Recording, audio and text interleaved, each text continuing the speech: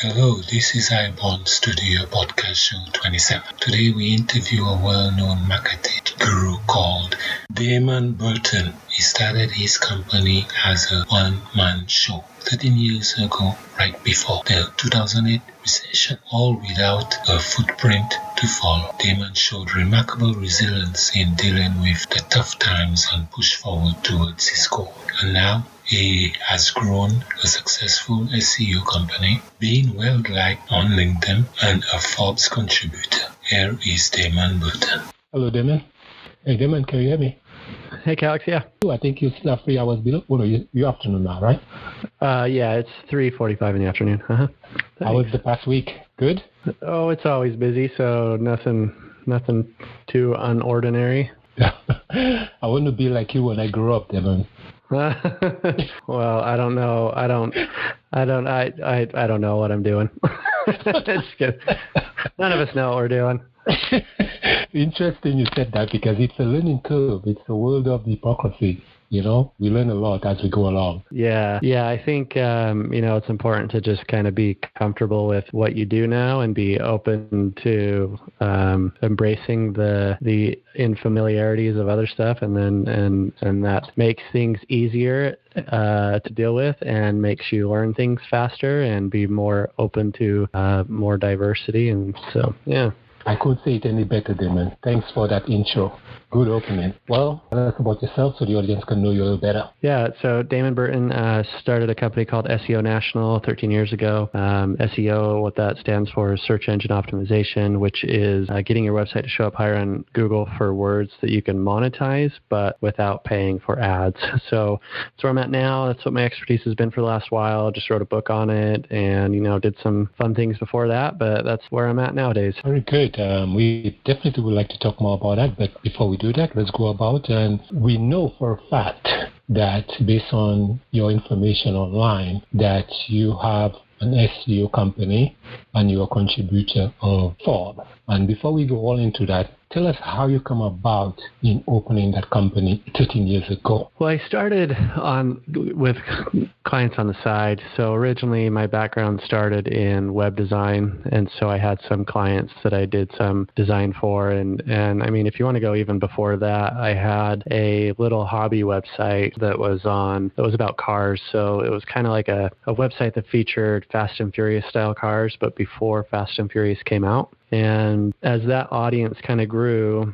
it had a forum and a message board on there. And so it attracted a loyal audience. And then at some point I saw how much traffic it was getting, which made me think, well, how do I make this better so we can continue to grow? And so I started learning more web design. And then as that grew and I started doing other project websites, I asked, how do I get into monetizing this? And that's how I got into marketing and just spent a couple years experimenting and doing little project sites to large success. I didn't have any intention at this point of pursuing an online career directly, but that's kind of like I was saying in the opening, I was comfortable with the unknown and I didn't force myself to pick a career path. But what I did instead is, sometimes I relate it to dating. And so, I've been married for 14 years and as I was dating before I met my wife, you kind of take from relationships what you like and don't like and learn from there and grow. So I kind of dated different careers, I would say, and learned what I liked and didn't like. And I would experience one career enough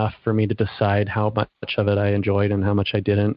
And then when I would move on to the next career, I was never disappointed or anything, but I would say, well, this is great, this is what I learned, and then apply it to the next thing and then just slowly grow. And so at the point where I found the right career, just like when I found, the right person to date and I wanted to marry, I guess you could say I kind of married my career. And so I took that experience in what I had done in these project sites and these small sites on the side and decided, design is what I enjoy. And then about a year or two into that, depending on if we want to get into more detail, about a year or two into that is when I said very specifically that SEO is what I'm going to focus on. Before I even go into the details of what you just said, let me just congratulate your wife for standing beside an understanding and a wonderful personality you are. Damien, congratulations on your 14th. I appreciate that.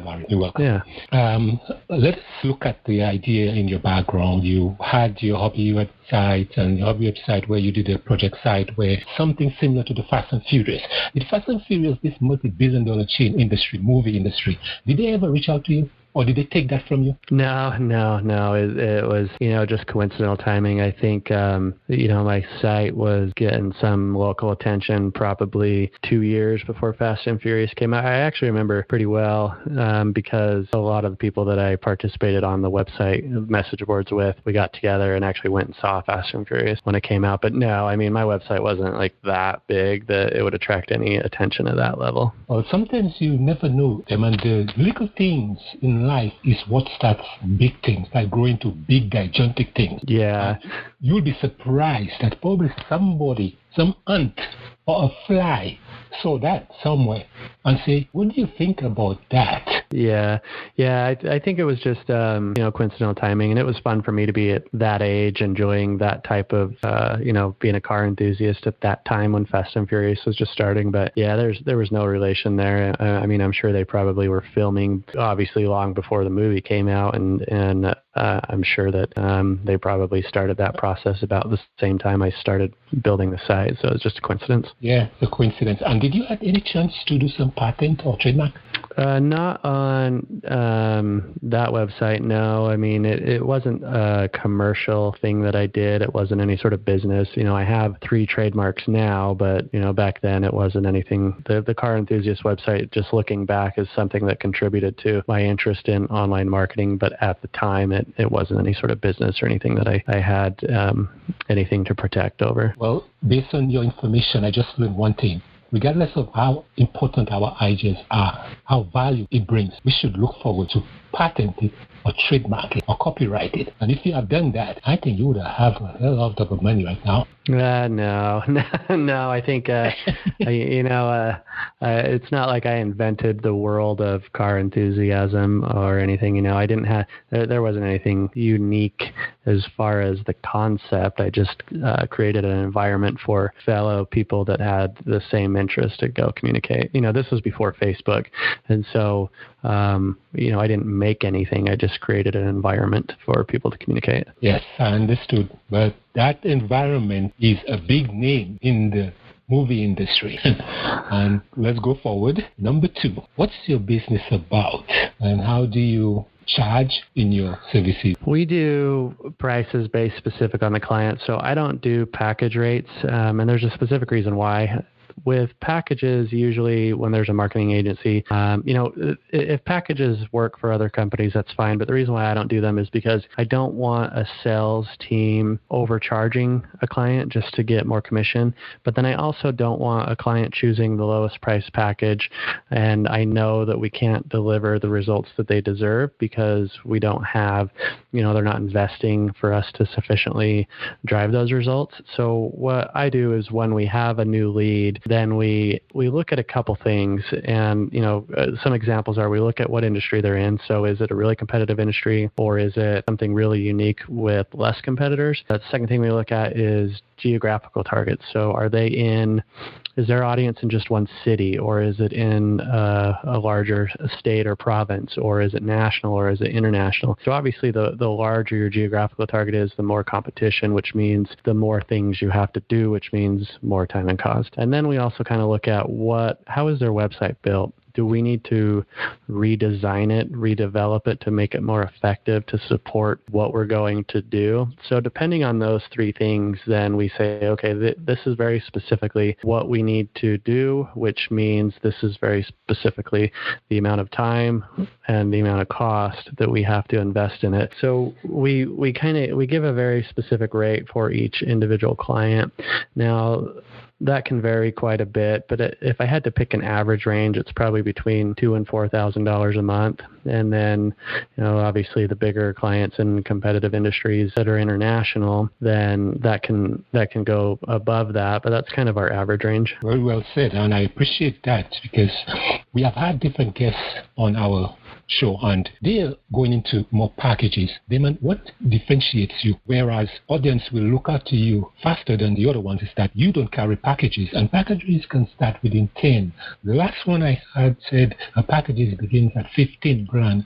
So when you have a startup or founder beginning to bootstrap their little baby, there's no way they could have that kind of money to throw at anything. So it is important that you did the right thing. And I think it is a great service that you have service rate instead of packages. Yeah, you had mentioned that I write about SEO for Forbes, and that's one of the topics I wrote about is, how do you decide what does SEO cost and why, or how do you identify the good SEO companies versus the bad? The problem with SEO is, there's bad guys in any industry, but with SEO, because it's a slower process to build up your website's reputation, some salesmen or businesses will sell a concept of quick opportunities, or they'll tell you it's going to take a couple months, and so you just have to trust them. And the problem that creates is some of those guys take advantage of that trust, and so you really need to know what you're getting into. Because SEO has changed so much, I've been in it for 13 years, and then in web design for longer, and over that time, the way that SEO is approached has changed quite a bit. And so the problem you run into is the amount of time that you need to do good SEO. There's a lot of minimum requirements, and those minimum requirements take time. And so when you have somebody that says, I can do SEO for $99 a month or some sort of cheap rate, it's just logistically not possible for them to do anything good for that rate. So, you got to, obviously a startup business wants to protect their cash flow and their money. But at the same time, if you go too cheap with SEO, you're just burning that money. So there's a good guide. If you just go search Forbes Damon Burton, you'll find a couple posts where I talk about these kind of topics and give you some good understanding so you can go into a sales discussion and have a good understanding of how to approach SEO and what type of questions to ask. Very good. I think that it is well said from your point of view. And when it comes to advertising, it is important that we note one of the key things that you mentioned, not going for a long period of time. And that makes a lot of sense, because in this way, you have to realize that you can't go and burn money at the same time you want your service to get off the ground ASAP. So I think it was well said. Now, let us go as a contributor of Forbes. There was a recession in 2008. Damon, please tell us, how did you deal within that recession and grow your business long before you became a contributor? The recession was, for me, it was, I don't have any bad memories looking back, and I think that I was lucky in some ways. So I started my business in 2007, and then, like you said, the recession was in 2008. But, at the time, I was just a one-man show. I might have had one employee by 2008, 2009. But what is different about now versus then for me is when I started, I was more of a budget provider, and SEO is different, and you could do it for a little bit cheaper back then. And so the way I think the recession actually helped my business grow, because what I did was I came in and, businesses were suffering and they needed to save money, but they still needed leads and online sales. So I was able to come in and say, well, instead of paying an ongoing rate for paid ads and your budget always goes up and down, I have a low cost fixed rate, and we can drive similar results but for cheaper. And so it was convenient for me, or lucky, or however you want to say it, that I was starting back then and I could be the low cost provider back then. And nowadays I still have half a dozen of our first clients from 13 years ago, from 2007, 2008, 2009. And so being able to come in and provide value for people and businesses back then has really contributed to the ongoing success of the company. So these clients, we were able to grow with them. So we're no longer the budget provider anymore. But as we've grown with these, some of these businesses, they now make more in a month than they used to in a year. And so they have a lot of trust with us, and we've experienced a lot of things together. And so they send referrals. And I think that to bring it full circle, that's what I'm getting at, is to provide value and whatever service or product you offer, even if you have to sacrifice larger profits now for better relationships in the long run, then do that, because probably 90%, I have this successful company and I've never spent any money on advertising. And that's because of the relationships that I've built. And once you provide success or a good service for one person, then they tell their other business friends and their other entrepreneurs. And then if you repeat that process, then it just continues to grow and grow and grow and multiply and multiply. And I think the current economic situation is very similar, where, people are looking to maximize their dollar and do business with people they trust. And so now is actually a great opportunity to plant those seeds for the people that are, they need that extra attention and care, and they feel vulnerable. And so if you can be the one that can help them out, then they're going to be the long-term clients for you throughout the future. Well said, Damon. I like the way you phrase it up. How you managed to get into being a contributor for the Forbes magazine? It's kind of the same concept that we were just talking about, starting small and helping out one outlet. And so writing small and writing for one outlet, and then, providing good content there, or even on your own blog or social media, and getting a small audience, and then leveraging that audience to go from a small platform to a medium platform, and then repeating that process, and then going from a medium platform to a larger platform. So it was just slowly writing for one outlet and another, and then, building my company over that time and establishing credibility until the next bigger opportunity came, and then just repeat and repeat until, you get to these outlets that, are noteworthy that you can share with others. Understood. Now, you said you were a one-man show, and you never take investment from angel or venture capital? No, So when I said one-man show, that was in 2007, 2008. So now I have a dozen employees. But yeah, we've never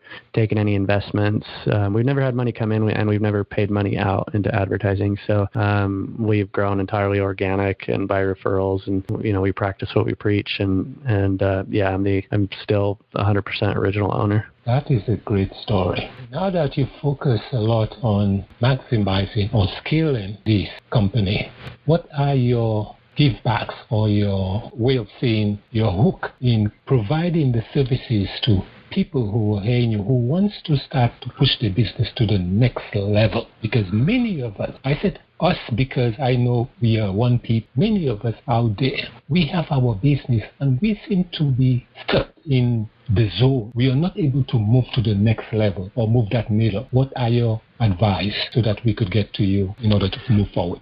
Well, as far as how I give back, I'm always rooting for the fellow entrepreneur, and that's why I enjoy getting on, podcasts like this and sharing my advice. And as far as advice, I would say that explore a little and get some confidence behind which career path you want to pursue. I have a lot of other fellow entrepreneur friends who have had success in multiple businesses, and most of them have more than one business. And when I talk to them and I say that's admirable, every single time they say the opposite. They say, I wish that I did what you did and simplified and just stuck to one business. And so that's where I found success. And then even as I talk to others that have found success in multiple opportunities, they still point back and say, stick to one thing. And so I'd say identify what area or career or service that you have some passion behind. Don't entirely follow the money. Obviously, you want to find financial success and stability, but if you can't have some passion behind it, then it's not going to help you, do the early mornings or do the late nights and really put in the extra effort that you need to break beyond your competitors. So try and find that balance of where the opportunity is and you have some passion, but is something that you can, really commit to. And it's going to take time. The biggest thing that I see in people that that I mentor or I'm in communication with early stage entrepreneurs is they see all this entrepreneur success glorified on social media, and that's fine. Celebrate your wins, and social media is fine, but I think it's excessive. And so people get unrealistic expectations of how long, it takes to find success. And there's like a quote that says overnight success takes 10 years. And so it's kind of like this joke, but it's pretty accurate. you got to be willing. That's why passion is so important, because if you think it's going to take 1 year, it's probably going to take 5 or 10. And so you got to find something that's enjoyable enough that you would still be willing to put in the extra time, do the early mornings, do the late nights. So to come full circle, explore a little bit and experiment so you're pretty confident in the path of opportunities that you're going to pursue. And once you make that decision, really stick to it and give it enough time to prove its value. I think that is the response of an intelligent man, and I know for a fact it's going to help a lot of people. Since we're about to close, I have just about 3 more questions. First one is, what is the one thing you wish you knew before you began your career? I have an answer. It's probably not a super specific one. I've been pretty fortunate where I've never had anything too crazy happen or any regrets or huge missed opportunities. But one area that I probably would have moved on quicker to help scale is bringing on, more team or more virtual assistants. So for the first while, when I started my company, I was in my early and mid 20s, and so it was just cool to be self-employed. And then after a year or two, when I said, hey, I have a good opportunity, I should probably do something with this, then I had 1 or 2 employees. But I didn't really start to have 4, 5, 6, 7 employees until maybe 5 or 6 years into it. And once I realized, I actually remember kind of the moment is I was listening to Tim Ferriss's 4-Hour Workweek, and I didn't really have a huge aha moment from that book, but there was a lot of things that were in there which are valuable. I was already kind of familiar with, but one takeaway when I finished the book was, why do I only have 1 or 2 VAs and team members? Why don't I have more? And so within maybe a month of that, I ended up having 5 or 6 employees, and so I really started to scale. And I would have documented my processes and scaled quicker. So I already had processes, but some were on a Word doc, some were on a spreadsheet, and some were in my head. And about the same time I was listening to 4-Hour Workweek, I also listened to E-Myth Revisited, and that emphasized the importance of documenting those processes. And so then I took and brought all of those different sources of documentation and put them into one CRM. And that really helped scale the company, because then I could bring in new team members and just say, here's all the documentation already. So I didn't have to spend as much time training, and they could be more effective quicker, and their quality control was better. I would have probably documented and brought on more team members earlier. Well said, and that's a lesson to learn. Next question, are there any resources or mentor that helped you on your journey? No, probably the opposite.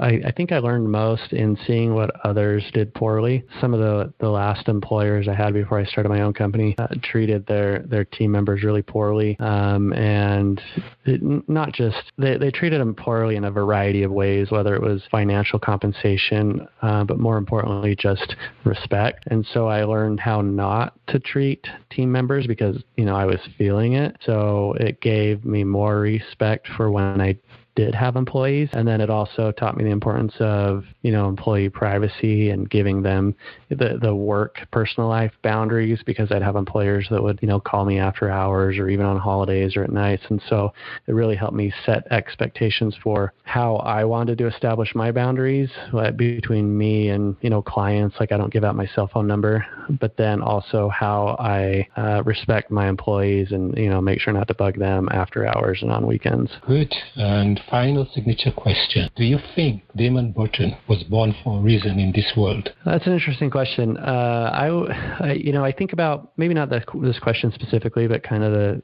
general concept. And there's kind of, like I said earlier, you get comfortable with the unknown and kind of experimenting and figuring out what you're doing with your career. I kind of take that same approach with life. So a good example is like giving back and donations and charities. So I don't have a specific charity that I contribute to. And so instead I come and donate in larger groups when it feels appropriate. So some examples are, I think it was last year, me and my kids were going to the store, and as we were checking out, they had a bin of gifts, and they said, would you like to purchase one of these gifts that we donate to, these kids shelters? And so instead of just buying 1 or 2, I just said, I'll just buy all of them. And so there's little opportunities like that. Or a couple of years ago, I had an assistant call all the local schools and find out which, how many families were behind on their lunch debt. And so it ended up being a couple $1,000s. And so I called the school district and I just paid that full amount and paid off all the debt for the school lunches. And so there's moments like that where I try to have how I contribute to people or society or the community have a direct impact that I know it was followed through. And so charities are great. But for me, like, it's a thing where you have to, I want to feel more emotionally committed to it. And with just a general charity, I don't know where things are going and how the money is spent. So I try to identify opportunities where I can give directly. And so to kind of take that and come back to your original question is, yeah, I think there's going to be something big that is my legacy.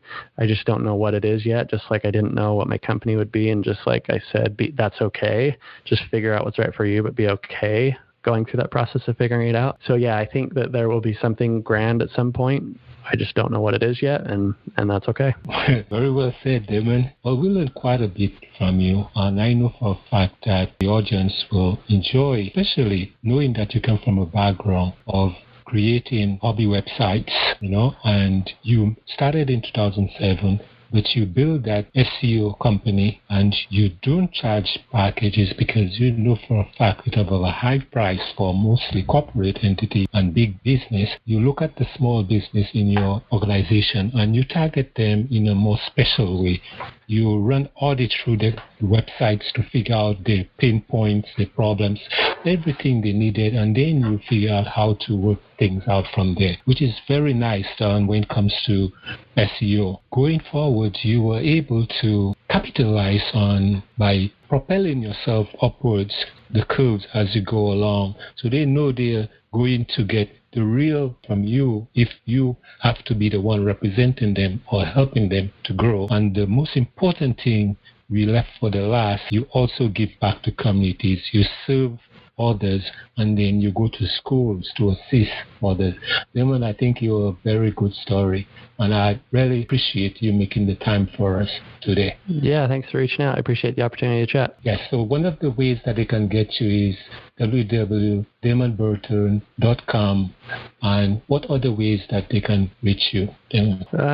freeseobook.com. Like I said, I just finished a book. I spent the last 2 years writing it about SEO, and there's some fun stories in there too about how I got into this, and I talk about that car site. But it was just published 2 weeks ago, and so I'm excited to have that out there, and I'm going to give away some free digital copies on that site, freeseobook.com. Wow, you left that for the last.